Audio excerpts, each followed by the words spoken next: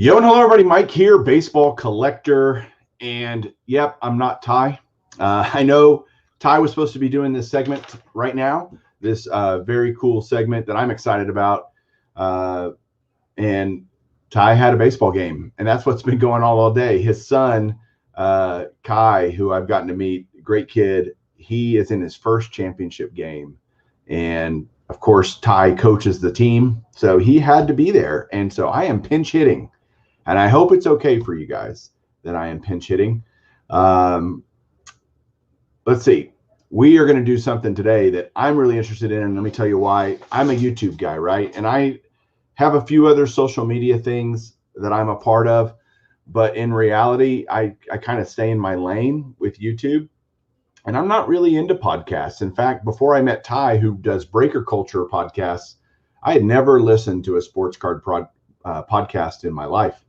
And so, but I'm kind of starting to get interested in it. I now have a longer drive for some things. And so it's opened my eyes to what that could be. So we're going to ask these guys some questions. I've got two great podcasters here. I'm just going to bring them in right now and let them start talking, and we can just get this party started. Hey, what's going on, guys? Hey, how's it going? Shame on you, Mr. Moynihan, not listening to the podcast. That's blasphemous. Ironically, and I'll announce this here, Ty and I are in the works for me to start my own podcast, a weekly vintage card podcast where it's all about vintage cards, because Ty thinks I have a face for radio, and I think he's right. Well, so, yeah, that's why we do it. So welcome right. To the club. That's right. We accept all comers. You guys put in the comments if you'd like to see Baseball Collector start doing a weekly vintage card podcast.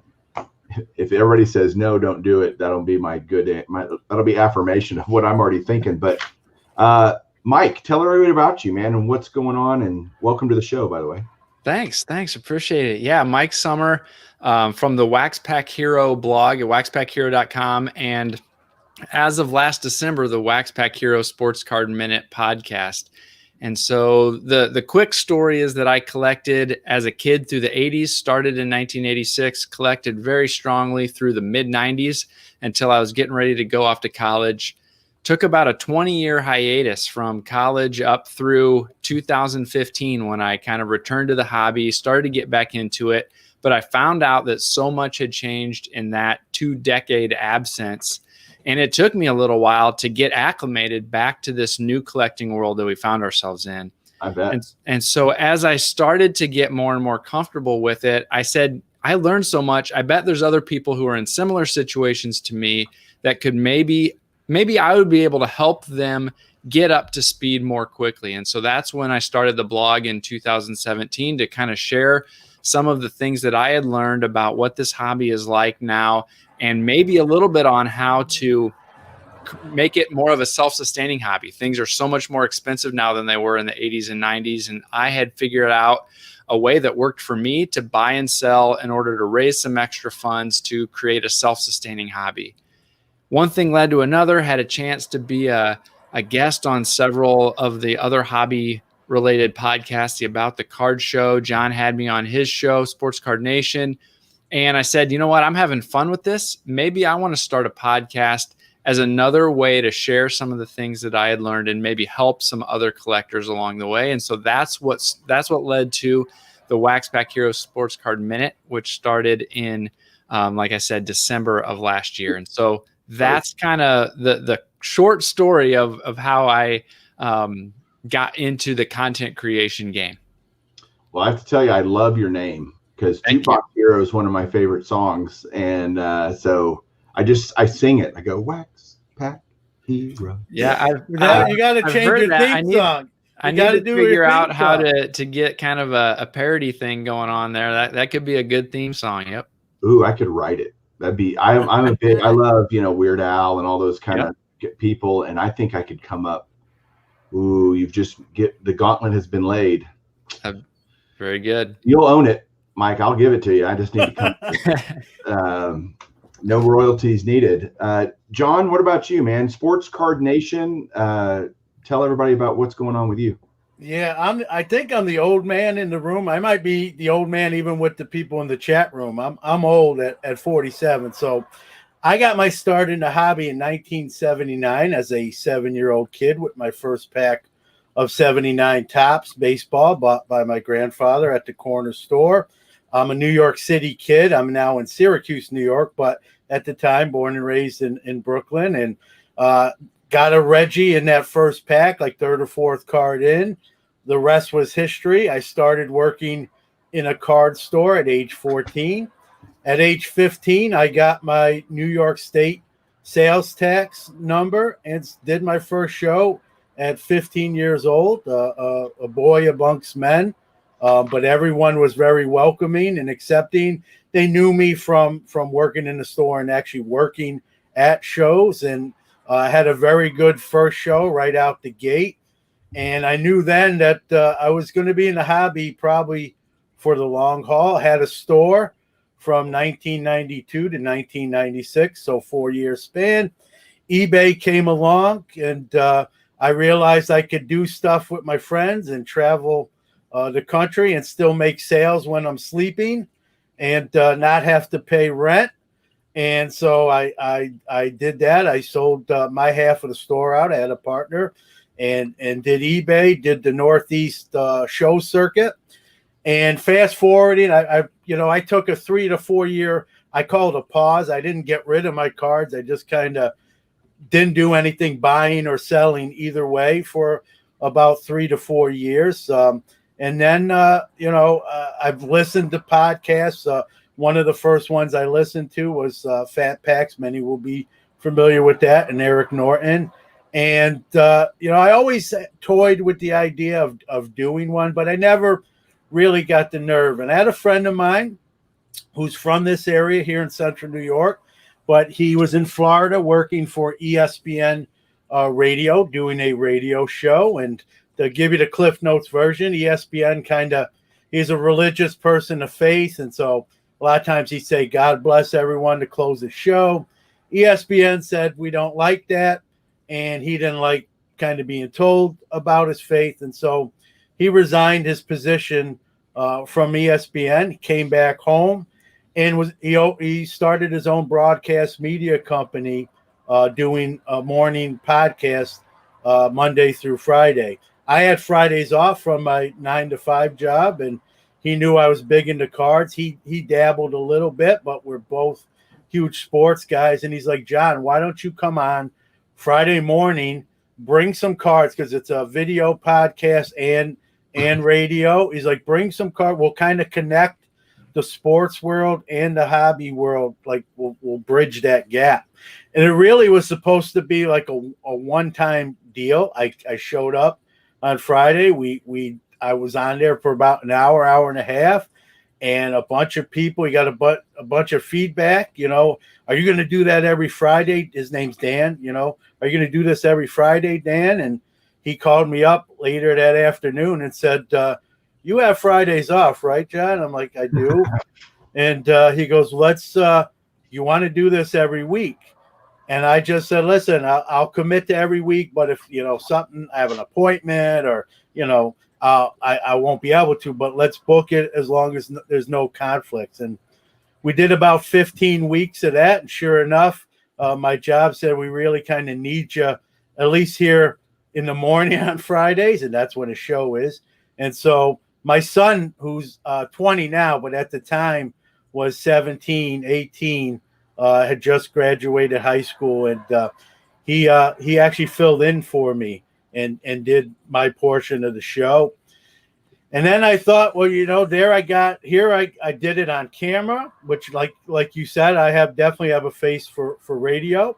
And so I knew I didn't really want to do a video thing myself. I just wanted to do, audio. And that proved to me I could do it. And so in November of 2018, we launched Sports Card Nation. And, here we are. We're on episode coming up on 88. I realized very early on, Mike, that it's better to be a interview guest-driven show, more of someone else and less of me is the recipe for success. And it really has been. Where we've come from November of 18th to here we are almost 2 years later, a few months shy of 2 years going. Just been, I don't believe it if I didn't know it was real. And we do another show called Hobby Quick Hits, which is still me. It's just no interview guests, 10 to 20 minutes, one topic, no sponsors, just get in, get out of the building quick. For those who want to consume a little bit less of me, I cover both ends of the album. A longer show, a shorter one, and me and Mike both do a community kind of conglomerate Avengers type hobby podcast called Hobby Hotline, Saturdays and Mondays, rotating hosts, interactive, which is important, and we're having fun with that as well. Okay, so you just brought up a couple things that makes me curious. So again, I'm a YouTube guy. A lot of the people watching on this platform are YouTube people. I'm sure some of them listen to podcasts. I'm sure some of them don't. So when I heard you say you're an interview-driven show, Mike, is your show interview-driven mainly as well? Well, I do 2 episodes a week, and one of them is usually topical, and typically the second one of the week is interview-driven, where I like to bring on, somebody else in the hobby and hear their voice, whether it's a collector, whether it's somebody in the industry, whether it's another content creator. So I have a mixture of both single platform shows where it's just a single topic that I cover, as well as interview-driven shows. Well, there's one thing that nobody can deny. If you have a podcast guy on your show, the audio is going to be fantastic. Like, that's going to happen. And that is certainly true. My audio, I probably sound like I'm talking through a funnel compared to you guys, but I'm gonna have to remedy that if I start. Well, you're better. It's a trade-off, Mike. You're better looking, so it's like it's the scale. You know what I mean? My wife would agree with you, but probably that's about where that would stop in terms of whether or not I'm better looking. But I will say that the intriguing idea is, or here's a question: how do you guys? And I know we have a whole list of topics, but I'm really fascinated by this. So, and I'm sure a lot of people want to know, how do you guys come up with topics all the time? I mean, when us in the community, we're doing videos, we have a lot of us have a constant stream of mail days, of cards we're showing off. We're breaking new product. We're showing off different parts of our collection that may have been kind of, stuck in the dungeon for a little while, and you kind of blow it off and go, oh, I remember I had these, and you show that, and you're able to. I mean, it's almost a constant flow. My videos come to me. Like, I don't have to go, man, I wonder what I should do a video about this week. And we're doing a typical, or some YouTubers like myself, I'll just talk about myself. I do 4, 5, 6 videos a week, but they're quick. They're 10, 15, 20 minutes, something like that. And so how do you guys constantly come up with because y'all's episodes, I imagine, are close to an hour long. Is that the target? That's a short one for me, but Okay. about an hour and a half. I've gone even 2 hours, which I don't like to do, but it's happened. Try to avoid that, but depends on the guest. One thing I do, Mike, too, with a guest is I don't limit their time. As long as they want to donate, I don't pay guests. So as long as they can give to the listeners and answer any questions I have, then I run the interview. I don't say, oh, that's it, thanks for joining, and that's the end. I don't do that. It's just my own personal belief. I don't believe in it. And I've had guests say, listen, I only got 45 minutes, John, let's do this. And I respect that, obviously, as well. I'll answer your question first, since I'm blabbermouthing already. As far as topics, I mean, both of you Mikes know 2020 in the hobby's been, every day something new's going on, a record-setting auction, some bad stuff. Project 2020 has been lightning in a bottle. And so they're really, I think this year more than anything, the topics are easy. I'm not going to take any credit for that. I think the topics are out there as well. Sometimes you have a hard time covering them in the time you allot yourself. And for me, and I guess with Mike too, when you have a guest on the show, a lot of it's going to revolve around what their field is and what their area of expertise. Obviously, if I have a Topps 2020 project artist on, which I've had almost half of them on the show, we're going to talk heavily about the project, their approach, what's coming up, what cards that they got, releases coming up. But I also like to learn about them before Topps commissioned them. You know, a lot of people don't realize these artists were all pretty big before Topps hired them to do the Topps 2020 project. And so I like to highlight that with them. So to wrap it up, is a lot of times it's the guest that kind of dictates where you're going with topics too. Mike, what about you? Yeah, for me, so the underlying theme that I try to all weave together on my show, even on the website, is creating self-sustaining hobbies so that you can buy, sell, and trade your way into a collection you love. And so a lot of the topics that I cover all revolve around that idea. And so I'll have episodes where I cover buying and selling on ComC or Sport Lots or eBay, how to effectively ship and save money on shipping. You know, I'll talk with or bring on interview guests who are also content creators and who dabble in the buying and selling of cards on the side, things like that, other people who work in the industry. And so there's kind of a never-ending list of topics, kind of like John said, that deal with how to buy and sell, but also how to celebrate a set. You know, I'll do a topic on a particular oddball set, or I'm currently just wrapped up the 1969 Topps set. And so I'll do an episode kind of covering my favorite aspects of the 1969 set and what it was like to try to track down all those cards and put them together. So that's kind of what I do. From a kind of a functional behind the curtain type of thing, I have a document where I kind of have a content idea list and kind of plan out for the next several months ideas for certain topics that I want to cover and when I might be able to slot those in.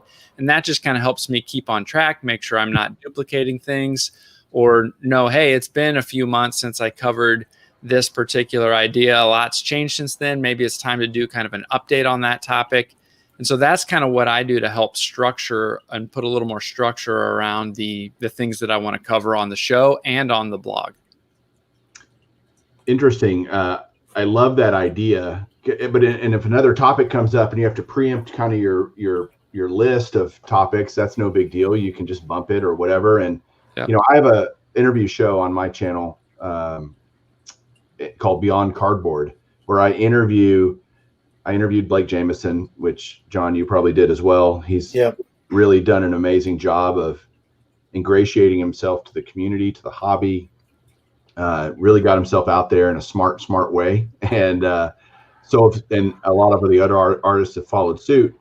I've interviewed a lot of fellow YouTubers and just talked to them and getting to know them. And when you have a guest, I hope you guys agree that, man, it's so great just you don't have to do a whole lot other than start them on a journey, right? And say, ask a question and you just get to shut up and read the comment. Like, what's hard about YouTube though, that's maybe different than your podcast. Like I'm paying a lot of attention to y'all, but I also have to pay some attention to what's coming in on the chat, because if there's some insightful question, I want to make sure and pop it in. We can ask it and kind of talk through it. So my attention is divided at least a little bit. You guys probably don't have that problem because you don't have the constant chat scrolling through, right? So not so much on the live, you know, when the podcast comes out, but I do get some of those follow-up questions and those comments on the episode notes page when I post that episode, and also on Twitter. You know, a lot of my audience follows me on Twitter. And so a lot of the feedback that I get, or the back and forth clarifications or going a little bit deeper, a lot of that ends up happening on Twitter after the fact. And so it's a little bit different because it's kind of post episode conversation versus live in the moment. So yeah, there's similarities and differences, I'd say, in that. And that's true on YouTube too, because I'm not live all the time. In fact, I'm live couple times a month. It doesn't happen often. And we have the same post episode feedback that we have to deal with as you guys probably do. And so, God, let's talk about sports for a second, because we've restarted, right? Sort of, and that's kind of going the way it's going. Here's a question for both of you: yes or no? Is the baseball season going to finish? I'm going to say, man, it looks doubtful. I know if you read Commissioner Manfred, who I am not a fan of, to truth be told, I think he's one of the worst commissioners that sports has had.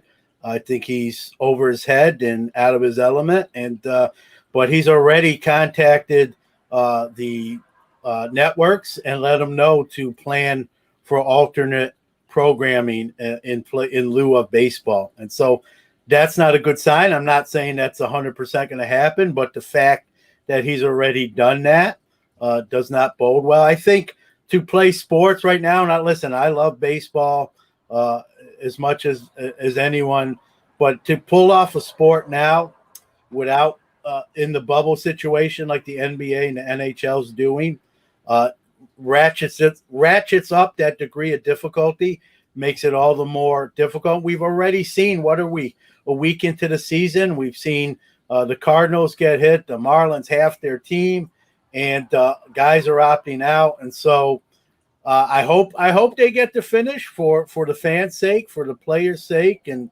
those who love the sport and the game of baseball, as do I. But, gun to head, you asked me the question, it's going to be very difficult. I'd be very surprised. Yeah, I'd say the same thing. I doubt that we get to an end of the baseball season, at least not an end where every team has played their full allotment of games. I mean, I think that's pretty clear by now. I'm much more confident in the NBA and the NHL's likelihood of finishing out their seasons and crowning a champion. Yeah, I'm in the same camp. I guess as the host, I'm allowed to throw in my opinion every once in a while. But do y'all have that problem where you're like, can I at least say what I'm thinking? So yeah, I think we're going to end up somewhere in the 25 to 30 game range in baseball, and they'll shut it down. And then I don't think football even gets started, if I'm honest. It's not looking good for that either. Yeah. There's too much money for them to start and have to. I mean, it's a avalanche coming down the mountain. You just don't want to push. You can't start it. And the other thing with football too, Mike, I'm a former varsity football coach. I love football, but you got guys in the trenches every play, banging every play. Fluids are flying all over the place. I mean, you've seen cards with blood all over. I mean, how? And again, I know maybe blood isn't a carrier of COVID-19, but when you got guys, you got baseball telling their players not to high five each other, right? You're going to have football guys manhandling each other in the trenches every play and think that, it may not get transmitted that way. I think it's a tall order. I'm a huge football guy too, so I'm hoping against hope maybe, but we're going to see. I mean, in the very least, Mike, I think it's going to be interesting to see where this goes, how this turns out. And obviously, as a human being, you should root for other human beings, and you really hope for the best and prepare for who knows what. Yeah, no doubt. Real quick, since Jeff's here on the chat now, I want him to see that I'm wearing proudly my Pack Geek t-shirt. It doesn't fit like it did a year ago, just so y'all know, but it's a little tighter than it was than I remember last time I wore it. But that's my own fault. So, Mike, do you think football happens in the fall, NFL? College, we know, is most likely an absolute washout. But what do you think about the NFL? Yeah, I don't see how it's going to happen. With the size of the rosters of those teams, it's not feasible for them to do any kind of bubble scenario like we saw with the NBA or NHL. That just, it can't happen with the size of those rosters and staff. And with the travel, I just don't see how how they're going to be able to get a season in based on what we know at this point. Pat Geek says, Mike, talk about the pickup. I don't know what pickup he's talking about, but that's all right. He can text me if he wants. Text me, Jeff, and tell me what you're talking about. So with that said, and we all are, I think, in the same camp about sports in general, football, I think basketball has a good shot of finishing because they're in the bubble, but it's already kind of goofy the way it is. And so, he's talking to you, Mike Summer, I think. But let's talk about this topic real quick, and then we'll get to whatever Jeff's referring to. How does this affect the card market? Where does the card market go with no season to base anything on, essentially, or half a season or a third of a season or a shortened season? Mike, why don't you answer first? Where do we go with that? What does that do to the card market, you think, in the next 6 to 12 months? To be honest, I'm not sure that it does anything. I mean, in March, when everything got shut down, we thought initially, or a lot of people thought that was going to be the end to this run that we've had in sports cards. And we said, with no season, all the sports are shut down. Cards are going to fall off everybody's radar. The economy is going down. It's going to create less money to spend on cards. And we saw pretty much the exact opposite for the last 5 or 6 months. You know, we've seen things go only up, you know, both modern, junk wax, vintage. We've seen it all go up for all sports, soccer, even racing.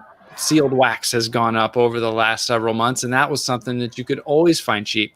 So if things get shut down again, I'm not sure in this current situation that we find ourselves in that there's even going to be an impact. I think we're going to continue to see things just as strong as they have been.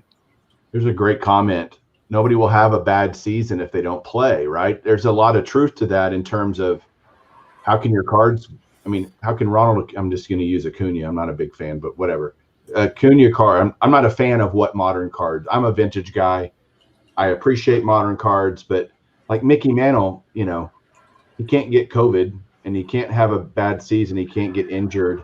His cards are what they are. The modern guys, you're playing this hope game. This, God, I really hope this guy does all right. I really hope he doesn't get hurt or, you know, getting some weird scandal or who knows what. And so to me, taking the element of having a bad week, a bad stretch, a slump is a huge part of it, right? Especially in, well, basketball and baseball, it's really huge, but it's huge in all the sports. Who am I kidding? John, what's your thoughts on that for the sports market in the future? I think it's going to be more based on the economy, Mike. I think Mike Summers said when this pandemic first hit, the economy was shut down. I'm a big seller. I have a website. I do a lot of online sales, and I was bracing for impact. I really, I don't do it for my living. I have a regular job as well, but it's a nice, you know, what do the kids like to say? Side hustle. Some of how I did this year, I wouldn't even call it a side hustle. I mean, I just had the best July I've had in my non-store sales, non-store outside of brick and mortar. I don't think my job's listening, but I made more this month selling cards than I did in my real job. And that's more of an abnormality than a regular thing. But that's just how crazy this year. Hey, Brody. But that's how crazy this year has been, Mike, is when this pandemic first hit, I was bracing for the worst. I thought, hey, it is what it is. Cards are going to slow down. It's not a necessity. Toilet paper, as we saw, apparently was a hot commodity. Disinfectant wipes, food, and the like. And then the stimulus package hit, a $600 unemployment bonus, which my wife herself even got for a month, which was extra money. And what people did was they took that extra money and they kept this hobby economy going as well. And what I would have predicted, I was wrong. And I'm a guy that will admit when he's wrong easily. And so I was wrong on any kind of estimates that I made in my own mind. I'm glad I was wrong from a hobby perspective.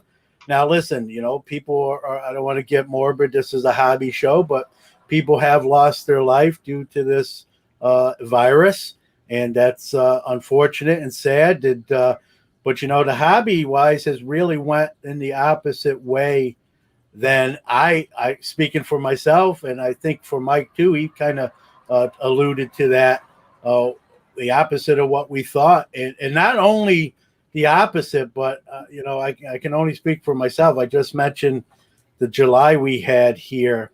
I mean, that's insane. I don't.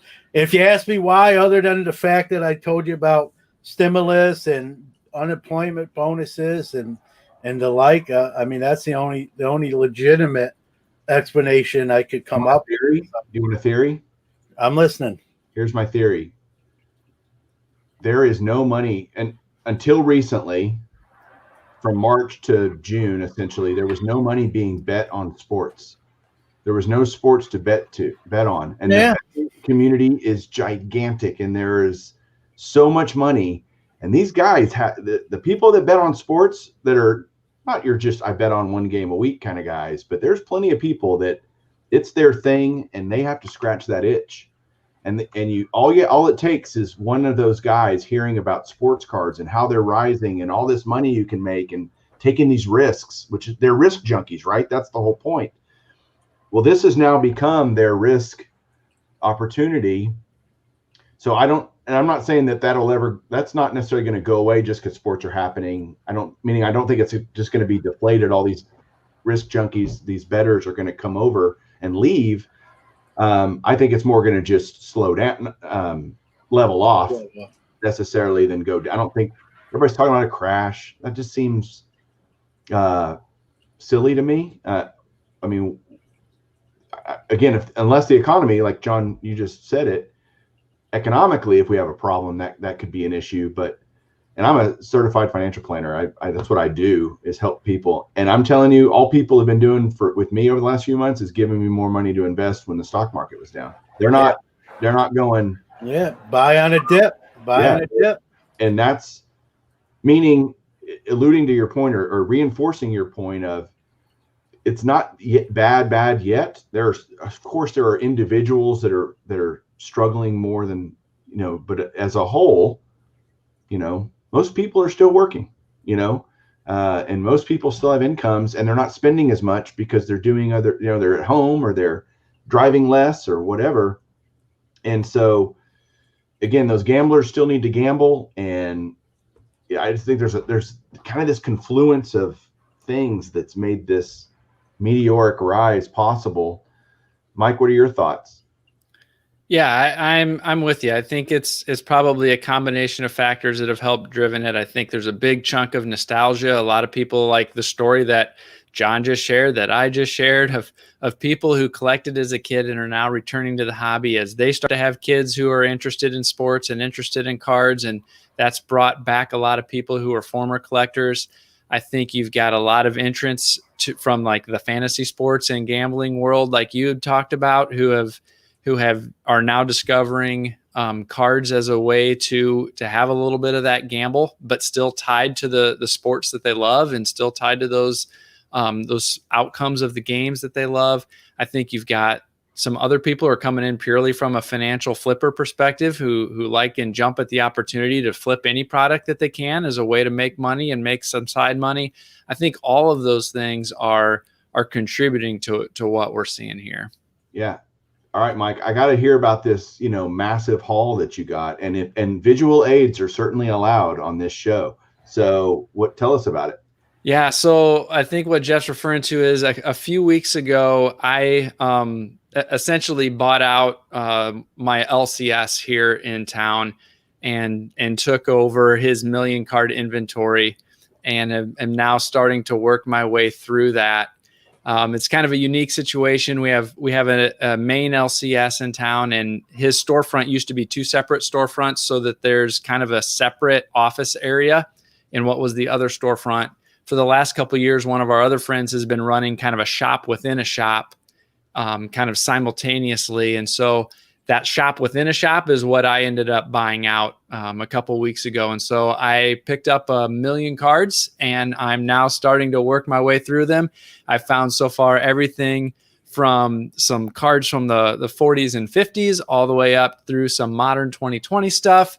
About 700,000 of those cards are unsorted and just sitting in monster boxes. This morning I was going through one of them and found a Topps Kobe Bryant rookie that had just been kind of sitting there unsleeved amongst a whole bunch of other basketball cards. And so it's been fun, kind of that typical treasure hunt where I go through a 5-row box and it's worth $4 or $5 when I bulk it out. And then I found another 5-row box that's worth $500 or $600. And so it's been a lot of fun so far to get through that.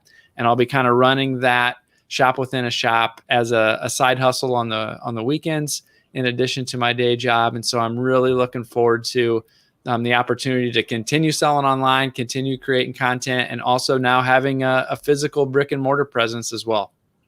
Do you need any help? Like I can come over and I'd be happy. I love going through monster boxes and find it. I did that. I guess it was about 1.5 years ago. I was going through an old monster box and I came across 2011 update, and sure enough, I had a Trout sitting in there unsleeved. Just I got it graded at the National last year, and I had another one that a friend had given me, and I got a 9 and a 6, and I flipped them I took those 2 cards, added $50 and got a 10.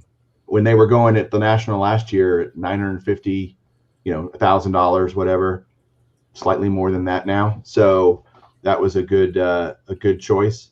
Speaking of the National, I mean, obviously we all wish we were there, right? Maybe not today, because Sunday to me is kind of a dud day at the National, but today is Sunday, right? This Hobby Palooza thing is all like, it is Sunday. Do you guys, what's y'all's presence at the National? Either as podcasters, do you broadcast live? Do you just go to enjoy it as a collector? Last year was as crazy as it sounds, from being in a hobby as long as I have, Mike. Last year was my first National. This year would have been my second one. I had all my itinerary set, had my week off from work. I gave that back and went to work. Not going to stay home, and I could have, but I didn't. And so, I always be, the National, again, I've only been to one, so I don't want to come across as, hey, he goes to one and he's going to talk like he's been to 20. But, the vision I had in my mind of it before going to last year's in Chicago and actually getting there was 2 different things. It was just even bigger than I imagined and better than I imagined. And, but let's also be honest, probably the National of the last 10 to 15 years is different than the National before that, with technology and social media and more companies and more people and podcasting and breakers and everything that's new in the last 10 to 15 years in the hobby. When I had my store from 92, 96, the National was around, and I'd have customers come in, hey, are you going? And at the time, let's be real, and it's still an event, but it was just a giant card show. And at the time, we had card shows in the 90s and early 2000s. I mean, they were Thursday, Friday, Saturday, Sunday. They were in malls. They were in the Ramada hotels, the Sheraton. They were at the Knights of Columbus. There were shows all over the place. You couldn't walk, too many blocks and not run into a card show. And so the National was just really a bigger card show with more tables, more cards, more dealers. And so it never really, got me to go and then going last year. It's an event. I don't know if I'm the first one to coin it this, but I call it the Super Bowl of the hobby. Everyone who's, in the hobby tries to go, or at least attempts to be there. And, all facets of the hobby are covered from grading. You got Breakers Pavilion, you got autograph guests, you got dealers, you got podcasters and live panels going on. And so if it exists in the hobby, it's highlighted the week of the National, and it's definitely fun.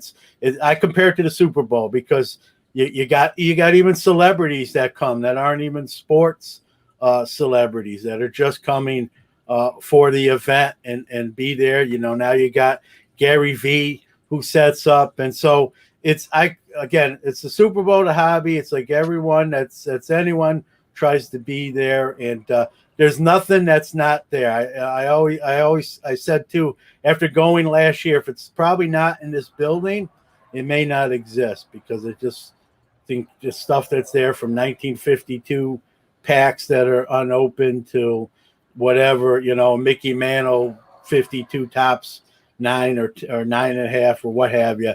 You know, if you can't find it there, it may not exist. I'll share 2 quick thoughts, and I want Mike to answer the same question. There's two kind of phrases I think about when people ask me, tell me about the National, and the answer is I can't. You have to go. I can try, but you're not going to understand it, and you won't. No matter how hard I explain it, you will not get it until you're there. And the other thing is, you just said it. You can find there. Every card you would ever want is at the National. Good luck finding it. Meaning, you know, if you may just get lucky and find it, but if you're looking for some weird, you know, esoteric card, hopefully you can find it, but not, because not everybody's as organized as we wish they were as collectors, right? But Mike, what's your experience been? Yeah, so I've been to 2 Nationals, both in Chicago. 2017 was my first year, and I went up only for one day on the Saturday, and I walked into that room and I was just blown away. It was overwhelming and intimidating, to be honest. And to be there for only one day, I felt this pressure of, you've got to see everything in one day, but how am I going to look at what's at all of these different tables and all of these different booths if I'm trying to get through this whole room in one day? But it was an amazing experience. That was a year I actually got a chance to sit down with Eric and be on the Fat Packs podcast. I had been a part of their fantasy basketball league and won that fantasy basketball league. And so they had me on as a quick interview guest, purely as somebody who was a listener to the show. I didn't have the blog at that point, and I didn't have the podcast at that point. Well, 2 years later, last year, it was back in Chicago. I had been blogging for a while. I went up for 3 days last year and had a lot of fun. I was a part of a content creators panel that we did. I was, again, at that point, just focused on the blog. And so that was a mixture of bloggers. Jeff was on there as a YouTuber. There was other podcasters that were part of that panel as well. And that was really neat to be a part of the event as somebody who was giving back or contributing to what everyone else got to experience. And so that was a pretty awesome feeling to know that I was able to both be there as a collector, enjoying everything that was going on, but I was also able to give back and help provide some entertainment and insight and share my experience with other collectors who were there listening at the main stage. And so that was a lot of fun. I actually wasn't planning to go this year. I live in Central Illinois, and I wasn't planning to make that trip out to New Jersey, but sure hope that we're back at 100% in Chicago next year. So Mike, let me ask you this. Do you ever do video? You're strictly on podcasts. So I guess what I'm asking is, if you guys aren't on video, John, you said you were some at one point. Do people come up to you and go, they hear you talking to a dealer and like, wait, you're Wax Packs hero. Do you ever have that? Did you have that happen to you last year? Yeah, I have that happen a little bit from time to time. So, you know, my picture's out there. John and I are both a part of a couple of video shows that are also podcasts. So About the Cards is another video podcast that gets audio podcasted later. And then we're both a part of the Hobby Hotline, which is a live call-in show that we do a couple times a week. And so we do have a video presence as well. But yeah, it's pretty neat when people recognize you, or I have a shirt and my name on the back of the shirt and some of those types of things that people would say, oh, Wax Pack Hero, I read your blog, or now I listen to the podcast. It's neat to meet you.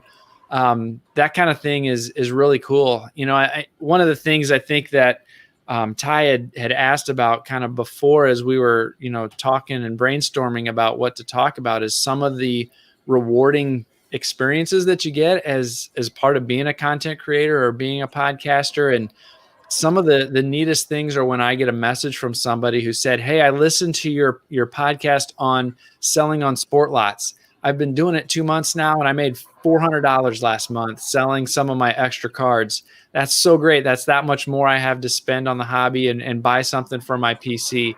Thanks so much for putting that kind of stuff out." When I hear those stories, that just means so much to me, because that's the reason that I'm doing this, to help other collectors learn what I've been able to learn, which has allowed me to build a collection that I love. And so hearing those types of stories from people who stumble across the podcast, that's what makes it so worth it for me. Awesome. John? Yeah, it's happened a few times. It's cool. I mean, everyone, let's be, I'm a straight shooter type of dude. Everyone has an ego. And if you say you don't, you're now a liar. So sure, it's a good feeling, but I don't necessarily do it for that. I always say this line sometimes on either my show or someone, and I'm not looking to die soon, but when that time comes, there'll be nothing on my grave that says world's greatest podcaster or a semi-average podcaster. My thing is be a good husband, good dad, and I advocate for the hobby, a hobby I've done for a long time. I mean, like Mike said, that is a great point Mike made. If someone comes up to you and says, "Hey, you told me about this and I did it and I made this money," or "You told me about this new, sleeve that is better than the team bags. It's not as wrinkly."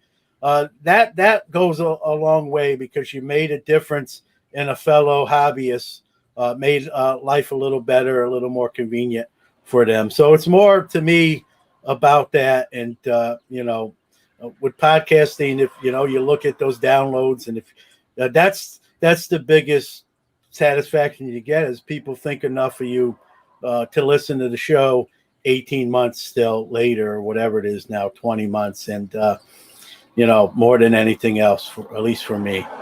Yeah, so I've been doing YouTube for, I guess, really hard and heavy for almost 4 years. And when I go to the show, people come up and say hi. Last year in Chicago, they have video screens all over, like the big televisions all over.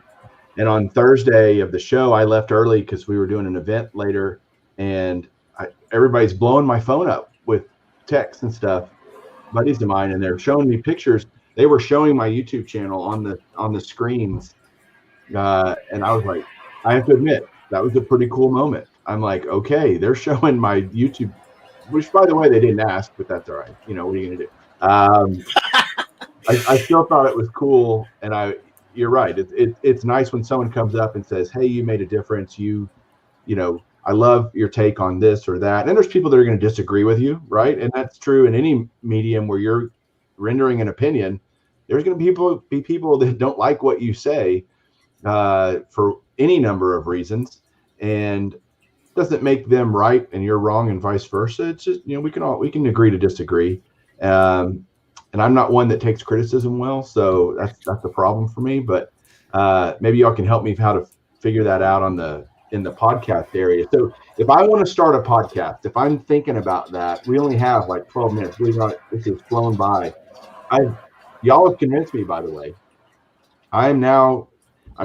On my trip out to the ranch, I'll listen to one of you guys, and on the way back, I'll listen to the other, and I'm excited to start. Well, if you're going to give us credit, Mike, you got to have us on. So book us on one of the shows. Okay, see, and vice versa. I got to be. That's right. Yeah, no, all right.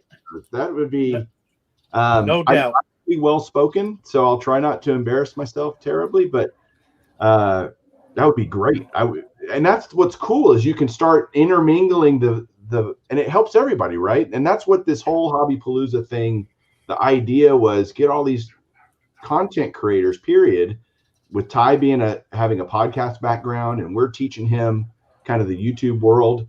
He's teaching us we're wanting to meld these worlds together, because we all love the hobby. It's not us versus them or any of that stuff. It's simply, hey, let's all see how we can help each other. And I love learning stuff, and I love getting information, and y'all have convinced me. But if I want to start, so I'm talking about starting, give me a few tips and tricks or things to avoid, mistakes you made early in your career as a podcaster, Mike, you want to go first? I'm sure there's not many mistakes for you, but hey, if you made them, tell us.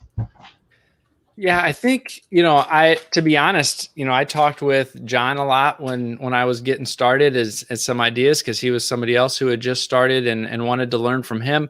I talked to Eric Norton a little bit and got some ideas and pointers from him. The biggest tip that I got from people is to be authentic, share what you know, share what you're passionate about. Tell those personal stories to bring that connection to the listener. I mean, that's not going to be any different than on YouTube too, right? Is create that connection with the listener, and then be consistent. Help people know that they can count on hearing those new episodes from you come out on a consistent basis. And really, it's kind of turned into a cliche, but just get started and learn as you go. The first few I recorded were just kind of using the audio on my phone. And then I eventually bought a microphone, and that helped clean up the sound quality a little bit.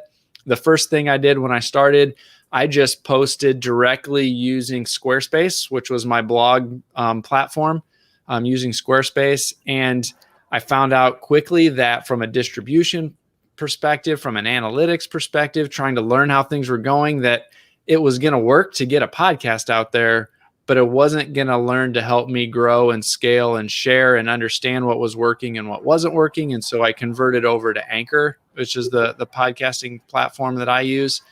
And so those are things that I just kind of learned as I went. And the nice thing is that none of those things are showstoppers. They're things that you pivot, you adjust, you adapt, and you move on. And I've been happy to be able to continue to grow and learn how to share information more concisely. All of those types of things are things that I don't know that I did perfectly out of the gate, but feel like I'm doing better and better at as the months and episodes progress.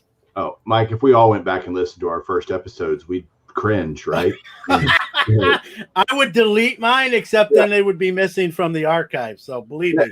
Who would ever watch this, or who would grief? I sucked so bad, John. But yeah, Mike touched on probably number one, and I agree is be consistent. Whatever day you choose to, if you're a weekly show or a monthly show, whatever that date is, or weekday that you're going to come out, stay on that day. Be consistent. It's like when you open your front door to get that paper and you expect it to be right on that welcome mat, and you're accustomed to that. That works in the hobby as well. People know me and Mike both come out with a show on Friday. He does one on Tuesday. I've actually moved to Wednesday. He kind of kicked me off Tuesday. And so for me, it's Wednesday and Friday. For Mike, it's Tuesday and Friday. And whatever your day is, I mean, that's obviously up to you, but stay on that day. It speaks volumes of consistency and dedication. The other tip I tell you, Mike, and I don't think I probably even just I've seen your stuff on YouTube and talking to you here for the hour. Be yourself, be you. Don't be someone you're not. It's a lot easier to do that. The other thing I've learned, we talk about mistakes. We're human and we make mistakes. Whatever your format of your show, like I'll do a segment and it might suck. Let's be real. It might suck. Somebody might tell you, hey, John, that sucks. Right? I want that. And then other people say, hey, man, I love the new segment. Whatever. You're going to get both sides of the coin. Don't be afraid to say, all right, that didn't work. Now I'm going to do this. And so if you listen to our early episodes, we did different segments that don't exist now. And if you listen to current episodes, there's segments you will never hear on the early ones. So always always don't be afraid to add an element, and don't be afraid to say, this ain't working. Why? The definition of insanity, if something's no good, just to keep doing it, thinking something else different's going to happen. At some point, you got to pull the plug on that segment and say, that did, in your mind, you had it thinking it was going to be better, but the end result doesn't match that, you have to be honest with yourself and say, hey, E for effort, but it didn't fly. All right, two last questions. You brought up something that I'm very curious about. Are you guys cognizant of what other sports card podcasts are being released on certain days, or do you even care? Yeah, I mean, I listen to, probably 10 or 12 different sports card podcasts. And I know when they come out because I subscribe to them and I listen to them.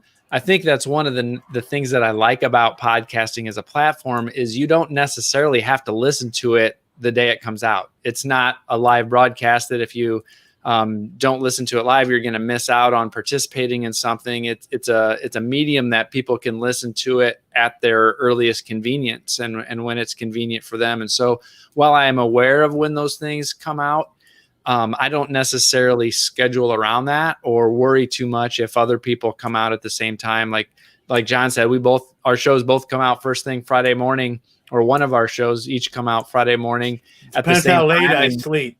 And most of the time, we're helping promote each other's show and we're retweeting each other's links and helping grow that. So, I'm aware, but it's not something that I'm worried about or concerned about.